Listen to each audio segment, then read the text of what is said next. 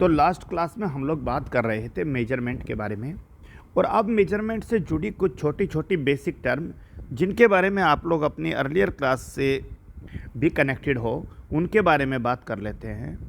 Right. The first term is mass, and you know it well. Mass is defined as the amount of matter content in a body. किसी भी body के अंदर जो matter का amount है कि उसके अंदर कितना मैटर मौजूद है, amount of matter content in a body is called मास. किसी भी बॉडी के अंदर कितना अमाउंट ऑफ मैटर है, यही उस बॉडी का मास कहलाता है. यूनिट ऑफ मास, मास को मेजर हम लोग कैसे करते हैं? मास को मेजर करने के लिए आप लोग ग्राम का यूज करते हो, मास को मेजर करने के लिए आप लोग किलोग्राम का यूज करते हो. राइट. बहुत छोटी छोटी क्वेश्चंस अराइज होते हैं. There is a simple question, बहुत बार आप लोगों ने सुना भी होगा टीचर से, कि 1 किलोग्राम कॉटन, 1 किलोग्राम कॉटन है और 1 किलोग्राम आयरन है, लोहे की कोई चीज़ है. इनमें से किसका मास ज़्यादा होगा? राइट. कॉटन, रुई ज़्यादा जगह घेरती है, आयरन कम जगह घेरती है.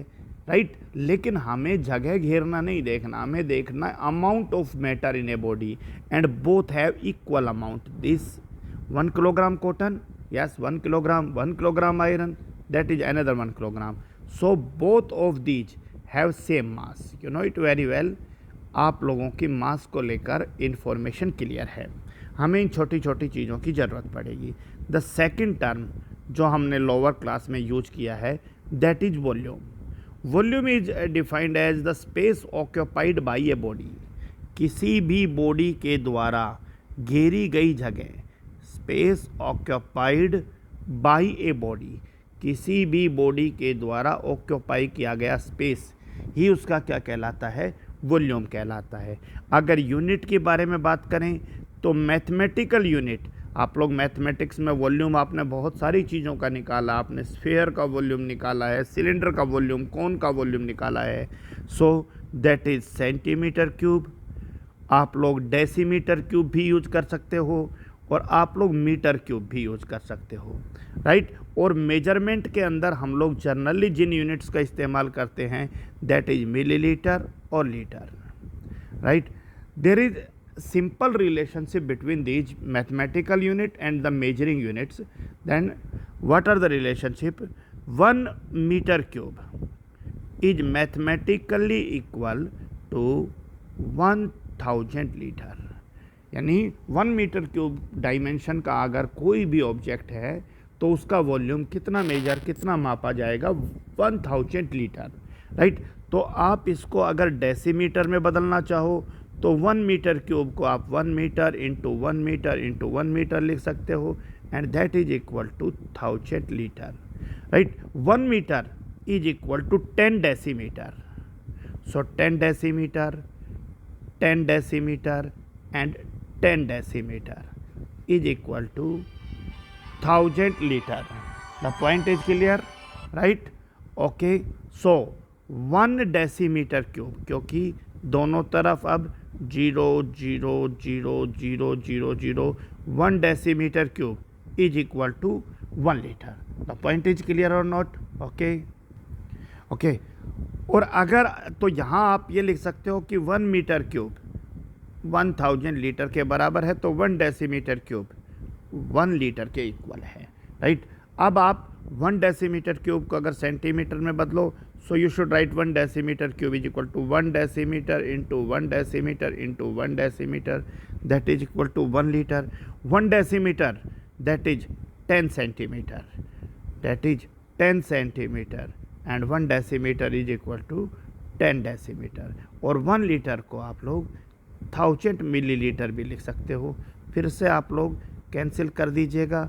Right. So that is 1 centimetre cube is equal to 1 millilitre. So ये बहुत जनरल सी मैथमेटिकल टर्म है. अब एक सिंपल सा क्वेश्चन फिर से आपसे पूछ लेते हैं कि सेम कंडीशन में अगर आपके लिए 1 किलोग्राम कॉटन और 1 किलोग्राम आयरन रख दिया जाए तो इन दोनों में वॉल्यूम किसका ज़्यादा होगा?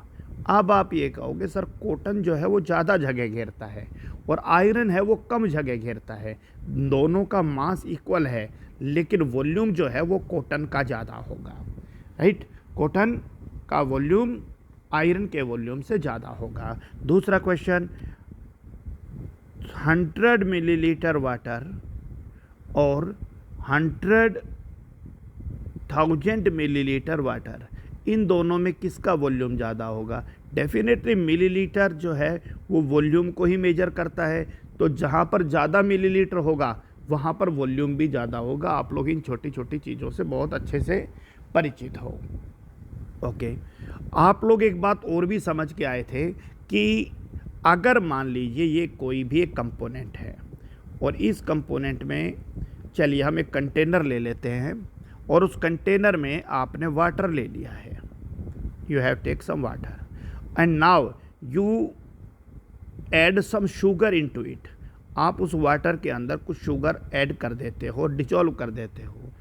आप सबको पता है भाई कि शुगर डिजोल्व करने के बाद मास बढ़ जाएगा, क्योंकि पहले तो जो मास था, राइट, वो मास आपका रिप्रेजेंट कर रहा हूँ M1 से, और यहाँ पर शुगर ऐड करने के बाद M2 हो गया।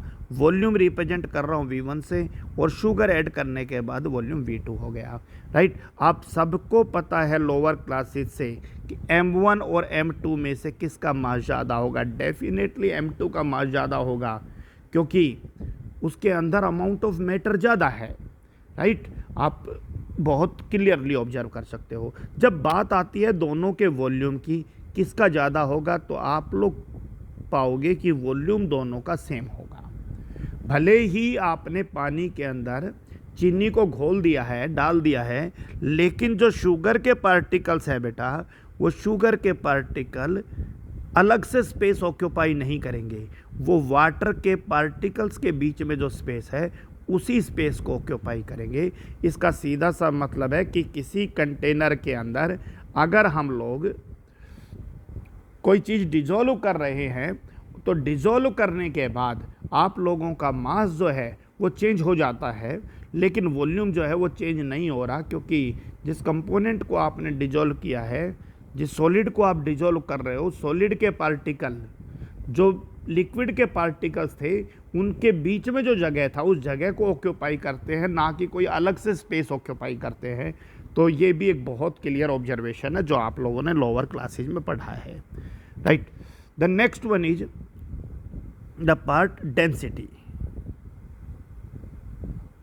डेंसिटी इज मास पर यूनिट वॉल्यूम। किसी भी गिवन वॉल्यूम में किसी चीज़ का कितना मास आएगा, मास पर unit volume, right. You will clearly observe that कि this is a container and let us suppose it is filled with water at this level, add some sugar into it, again the level doesn't change, because it is clearly observed in our previous example that the sugar particles occupy the space between the water particles। Sugar का particle जगह घेरता है, कौन सी जगह घेरता है? जो water के particles के बीच का था। इसका मतलब ये हुआ कि वॉल्यूम दोनों का सेम है, V1 V2, so you should right it. लेकिन M1 और M2 की तुलना करते हो तो M2 ज़्यादा हो जाता है, क्योंकि डेंसिटी रिप्रेजेंट किया जाता है mass by volume. So in the first case density is equal to M1 upon V1। in the second case density is represented as M2 upon V2, but volume is same in both the case, so you should write as V1 as V, V2 as V, so M1 upon V and now here M2 upon V। और M1 और M2 के अंदर आप सबको पता है M2 ज़्यादा है, तो इसका मतलब ये हुआ कि जैसे जैसे आप लोग कोई भी चीज़ डिजोल्व करते जाओगे, राइट, कि किसी भी वाटर में शुगर डिजोल्व करते जाओगे, तो जो डेंसिटी पहले केस में D1 थी, डेंसिटी दूसरे केस में D2 थी, वो इंक्रीज होती जाएगी। ये ऑब्जर्वेशन भी आप लोगों को अपनी लोअर क्लासेस से है, राइट। तो ये भी आप लोगों को आइडिया होना चाहिए कि गिवन स्पेस में किसी चीज़ का कितना मास आ रहा है। For example you will take 3 equal sized container, right? These are 3 equal sized container, okay, and fulfill these 3 container with different components, and these 3 components are, in the first case you will put some iron powder here, in the second you will put some water particles, and in this you will put some gas or air into it. It is clearly observed that the iron particles are very close to each other, so given volume में iron के ज़्यादा particles आएंगे, लेकिन water liquid है, इसके particle थोड़ा दूर दूर है, राइट। तो उसी वॉल्यूम के अंदर आपका वाटर जो है वो कम मास के अंदर आएगा। और तीसरा, एयर के पार्टिकल बहुत दूर दूर होते हैं, एयर के पार्टिकल बहुत दूर दूर है उसी वॉल्यूम के अंदर, राइट, एयर का मास कम होगा। So here V1 is equal to V2 is equal to V3 is equal to V. But in this case M1 is greater than M2 and M2 is greater than M3. So the density here M1 upon V is equal to M2 upon V is equal to M3 upon V. Here volume is same but M1 is more, so this is the part. So density in first case is greater in comparison of second and in comparison of third. So this is the another term, right? One more term, that is the temperature.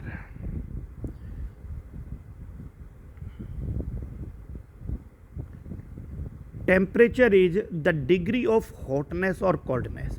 कोई चीज़ कितना गर्म है और कितना ठंडा है उसका measurement ही आप लोगों को टेम्परेचर से रिप्रेजेंटेशन देगा। सो डिग्री ऑफ हॉटनेस और कोल्डनेस, राइट, ये भी आप लोगों ने बहुत बार लोअर क्लासेज में पढ़ा है।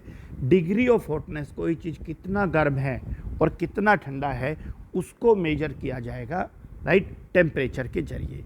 टेम्परेचर को मेजर करने का जो यूनिट है, either you should represent it in degree Celsius और रिप्रेजेंट इन केल्विन स्केल और represent it in Fahrenheit scale. You can use these three parts.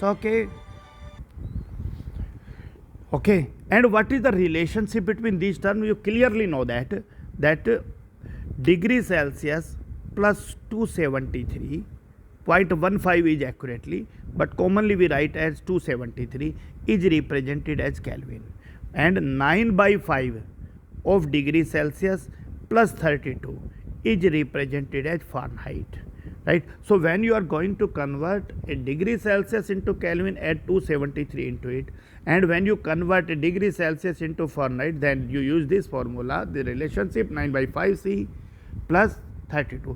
For example, freezing point of water, that is 0 degree Celsius, that is 0 plus 273 is equal to 273 Kelvin, and that is 9/5 into 0 plus 32, so that is 32 degree Fahrenheit. This is the part. The next one is boiling point of water. Water का boiling point of water, okay, that is 100 degrees Celsius. In Kelvin scale, that is 100 plus 273, that is 373 Kelvin, right? And in Fahrenheit scale, that is 100 into 9/5 plus 32, so it is represented as 522, 180 plus 32, that is 212 degree Fahrenheit. That is another part. Okay, the body temperature of healthy human. हम जब स्वस्थ होते हैं तो हमारा body temperature, when we are in healthy human,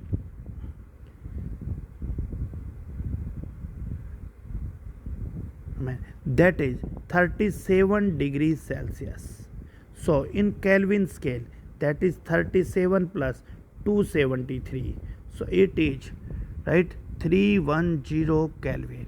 right? And when you convert it into Fahrenheit scale, that is 37 into 9 by 5 plus 32, so that is 98.6 degree Fahrenheit. And 96.8 degree Fahrenheit is used to measure the body temperature in clinical thermometer. Doctor आप लोगों का body का temperature किस में major करता है? Clinical thermometer के अंदर मेजर करता है.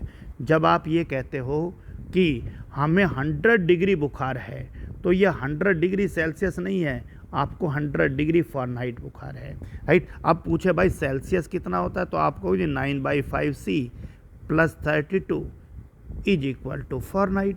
सो फ़ारेनहाइट की जगह वैल्यू पुट कीजिए, 9/5C plus 32 is equal to 100 degree Fahrenheit आपको बुखार है. क्लियर हो गया कि नहीं हो गया? सो 9/5C is equal to 100 minus 32, so that is 9/5C is equal to that is 68, right. और अगर आप ये कहो कि हमें 104 डिग्री, यहाँ से सेल्सियस निकाल सकते हो. अगर आप ये कहो भाई मुझे 104 डिग्री बुखार है, तो आपको क्या करना है भाई? 104 यूज कर लेना है, राइट. सो 104 डिग्री सेल्सियस तो बहुत हैवी फीवर हो जाता है. उस कंडीशन में हम लोग क्या बात करेंगे? ये देखिए आप,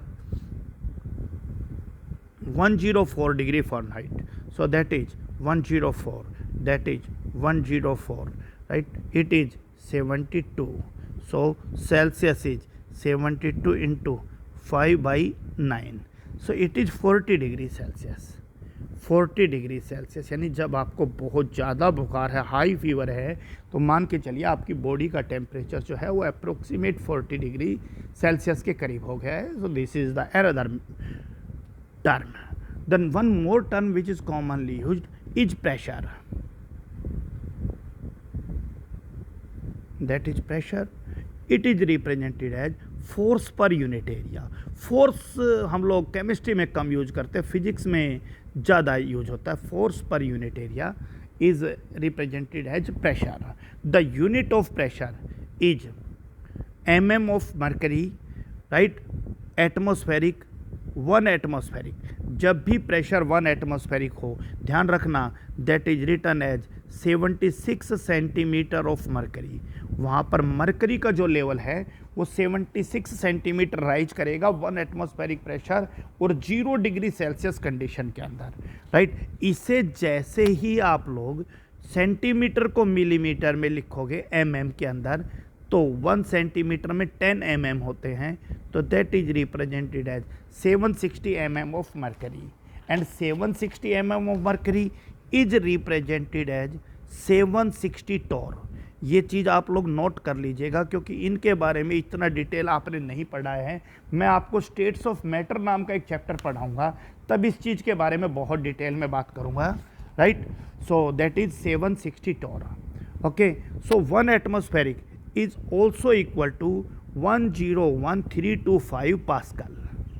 101, right, 325 Pascal. 1 एटमॉस्फेरिक अगर पास्कल में लिखा जाए तो आप इस तरह से लिख सकते हो 101,325 Pascal. This is the another part, right. So आप लोगों को ये भी पता होना चाहिए कि प्रेशर को मेजर करने के लिए एक और यूनिट है बार, और 1 bar is equal to 10⁵ Pascal. 1 bar is equal to 10⁵ Pascal.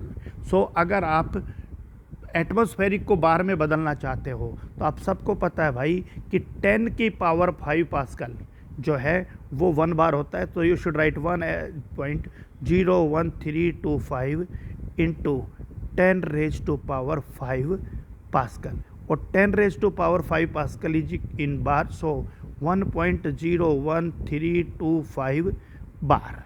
So 1 atmospheric is equal to 1.01325 bar. So यहाँ ये टर्म आप लोगों को काफ़ी यूज करना है. 1 एटमॉस्फेरिक इज इक्वल टू 1.01325 बार, और व्हेन यू कन्वर्ट 1 बार, आप बदल सकते हो इस 1.01325 को इधर ले आओ. 1 bar is equal to 0.987 atmospheric. So ये बहुत कॉमन टर्म है, इसको थोड़ा सा आप लोग एक पेज पर लिख कर भी रख लीजिए, आप इसकी बार बार प्रैक्टिस भी कीजिए। ये आप लोगों के मेजरमेंट के अंदर यूज होने वाली टर्म्स हैं। उसके बाद हमारा छोटा सा टॉपिक आता है, दैट इज मैटर। मैटर क्या है? आप लोगों ने लोअर क्लास में मैटर के बारे में बहुत पढ़ा है। मैटर, एनीथिंग, कोई भी ऐसी चीज, एनीथिंग दैट ऑक्यूपाई स्पेस, जो जगह घेरे, दैट ऑक्यूपाई स्पेस, ऐसी कोई भी चीज जो स्पेस को ऑक्यूपाई करे, एंड हैव सम मास, और उसमें कुछ मास भी हो, हैव सम मास, ऐसी हर चीज़ को आप लोग क्या कहोगे?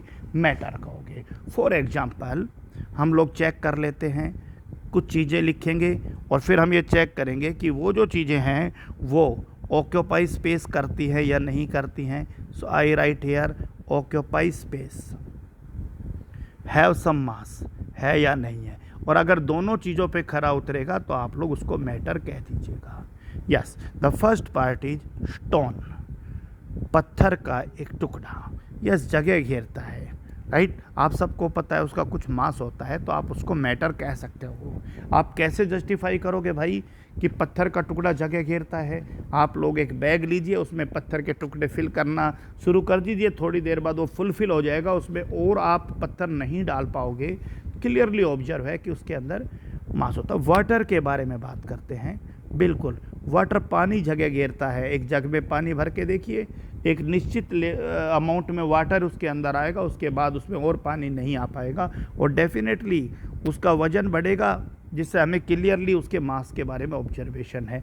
तीसरा मान लीजिए एयर के बारे में बात हो रही है, एयर ले लीजिए, गैस ले लीजिए, कोई भी चीज़ जगह घेरता है। आप लोग टायर के अंदर देखिए, स्पेस ऑक्यूपाइड, टायर में और डालते जाइए टायर फट जाएगा, राइट। मास होता है, आप लोग खाली बैलून को और फुल बैलून को फिल कर दोनों का वजन करके देखिए। आप लोग खाली एलपीजी सिलेंडर और वजन भरे हुए एलपीजी सिलेंडर को देखिए, दोनों में आप ऑब्जर्व करोगे कि एयर या गैस जो होता है उसका स्पेस भी ऑक्यूपाई करता है, उसके अंदर मास भी होता है, तो इसे भी आप मैटर कहते हो, राइट। तो मैटर को दो तरह से क्लासीफाई किया गया है, ध्यान रखिए। मैटर के दो तरह के क्लासिफिकेशन हैं, एक है फिजिकल क्लासिफिकेशन,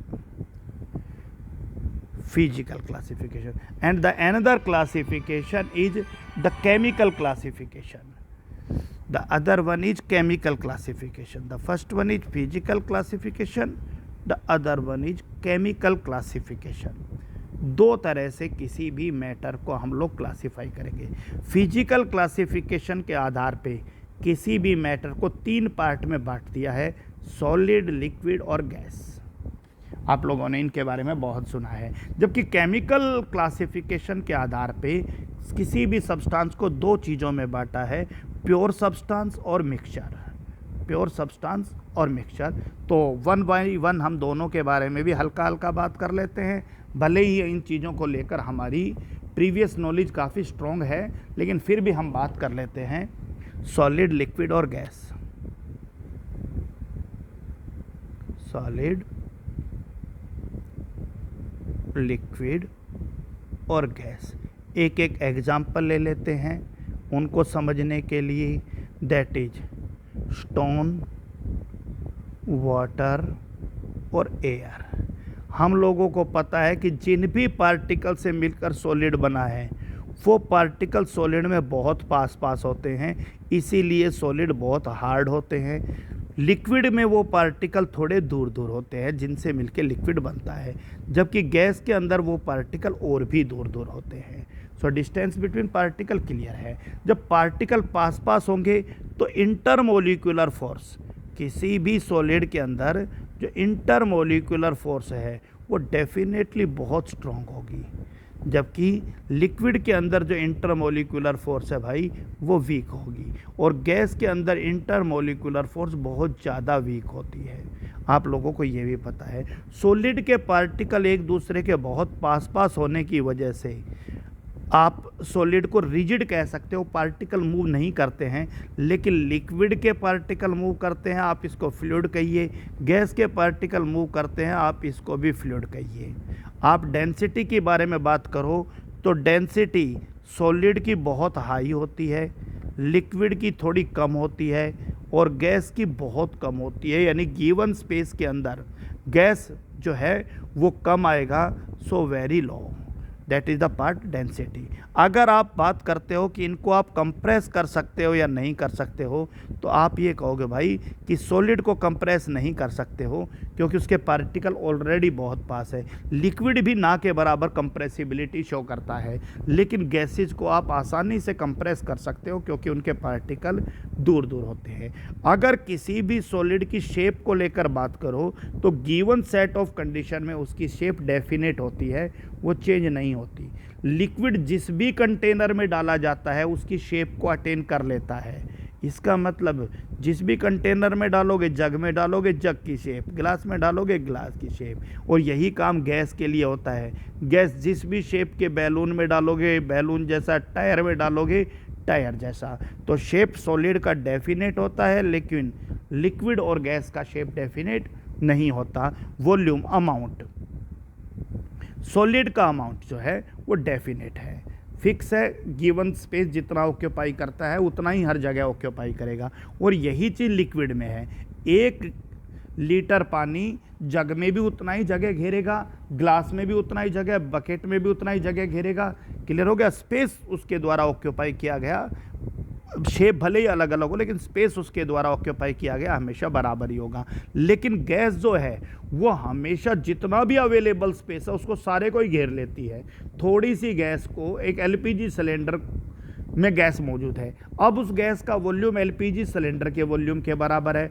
आप उसको बंद कमरे में खोल दो, अब उस गैस का वॉल्यूम जो है वो उस कमरे के वॉल्यूम के बराबर है। इसका मतलब गैस बहुत तेज़ी से इंटरमिक्स होती है दूसरी चीज़ के अंदर। इसका मतलब गैसेज का वॉल्यूम जो है वो डेफिनेट नहीं होता है। तो ये छोटी छोटी टर्म थी, आप लोग बहुत अच्छे से इन चीज़ों से परिचित हो। बात आती है बेटा chemical classification of matter, matter के केमिकल क्लासिफिकेशन को लेकर। सो केमिकल क्लासिफिकेशन ऑफ मैटर के आधार पे मैटर के 2 पार्ट हैं, and that is the pure substance and mixture. Chemical classification, the 2 categories, that is pure substance and the another one is mixture. Pure substance जिसमें सभी particle एक जैसे हों, जैसे आपके पास लोहे का एक टुकड़ा है, प्योर सब्सटेंस है, बिल्कुल उसमें सभी पार्टिकल Fe के एटम्स हैं, राइट। आपके पास प्योर गोल्ड है, ये एक प्योर सब्सटेंस है। आपके पास सिल्वर है, प्योर सब्सटेंस है। आपके पास पानी है, प्योर वाटर, प्योर सब्सटेंस है। इस प्योर वाटर के अंदर कुछ भी डिजोल्व नहीं है। आप ये मत मानिए मैं घर के पानी की बात नहीं कर रहा हूँ, टैप वाटर की बात नहीं, मैं प्योर वाटर की बात कर रहा हूँ। अगर मैं केमिस्ट्री में कहीं भी Fe लिखता हूँ तो इसका मतलब है प्योर Fe की बात किया है। कहीं Au लिखा जाता है तो समझ लीजिए कि वो प्योर Au है। कहीं Ag लिखा जाता है तो समझ लीजिए वो प्योर Ag है। कहीं H2O लिखा जाता है तो समझ लीजिए वो प्योर H2O है, राइट। जबकि दूसरी तरफ अगर मैं मिक्सचर का एग्जांपल बात करूं तो मैं ये कहूँगा भाई स्टील का एक एग्जांपल ले लेते हैं। अब स्टील जो है वो एक अलॉय होती है, मिश्र धातु है जो आयरन और कार्बन 2 चीज़ों से मिलकर बनती है। अगर मैं किसी ज्वेलरी के बारे में बात करूँ, मैं ये कहूँ गोल्ड रिंग, तो आप लोग कहोगे भाई गोल्ड रिंग जो है उसमें गोल्ड के साथ साथ कुछ इम्प्योरिटी मौजूद है। कई बार सिल्वर मिला देते हैं, कई बार कॉपर, क्योंकि प्योर गोल्ड से ज्वेलरी नहीं बनती है। इसका मतलब ये हुआ कि यहाँ पर सारे पार्टिकल एक जैसे, यहाँ सारे पार्टिकल एक जैसे, यहाँ सारे पार्टिकल एक जैसे, यहाँ सारे पार्टिकल एक जैसे, लेकिन यहाँ अलग अलग तरह के पार्टिकल हैं या अलग अलग तरह के पार्टिकल हैं। So there are 2 categories of chemical, that is pure substance and mixture. Now pure substance is further classified into 2 parts. Pure substance को फिर से 2 पार्ट के अंदर क्लासिफाई कर दिया गया है। The one is element and the other one is compound. Element and compound. Element आपका एक ही तरह के एटम से मिलकर बनता है, यानी Fe एक एलिमेंट है, Au एक एलिमेंट है, Ag एक एलिमेंट है। हाइड्रोजन नेचर में H2 के रूप में मिलता है, लेकिन हाइड्रोजन भी एक एलिमेंट है, राइट।